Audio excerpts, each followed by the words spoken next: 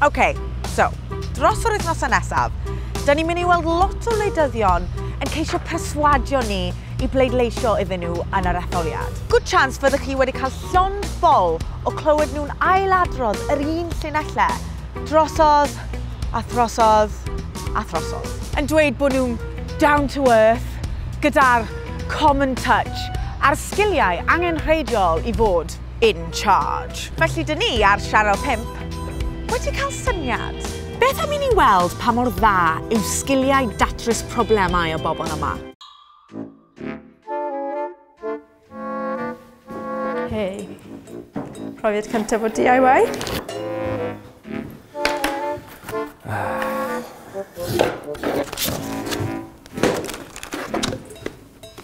Mae mwy o ddafn fan hyn, nawn ni'n meddwl bod e'n gyfer bedside cabinet, ond... Wel, dwi wedi brysio fo, dwi wedi gwneud camau meddiad. Right. Ffordd cywir. This is meant to be a bedside table, apparently. We'll see if it is by the end. Might be a barbecue. Rhywbeth sy'n byth di dweud fi yw bod fi lot o common sense. Fi'n teimlo fel nes i defnyddio common sense fyna, sydd yn ei fi nerfus. Could use the drill, but if I get it wrong, it's very wrong. So I think I won't for now. Dwi oes yna estimated time of cut-up ar ein. Neu di yna sy'n neud pobl yn rhy drist. How are we on time? Am I allowed to know?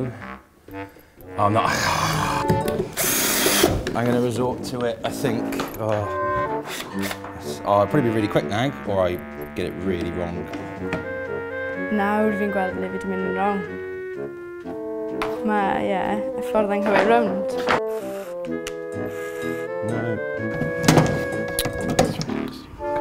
That. I think that works, or I've made it worse.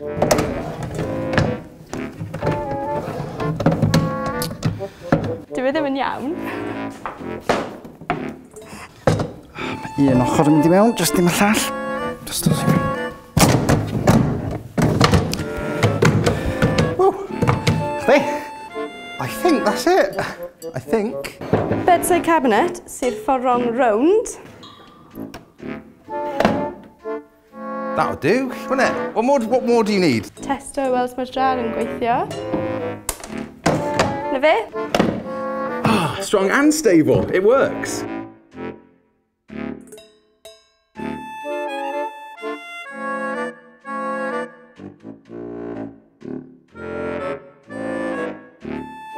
Nawr, ni ddim eisiau chi ddefnyddio'r fideo yma fel ffordd o benderfynu pwy i bleidleisio. Ond, lan i chi nawr. Okay,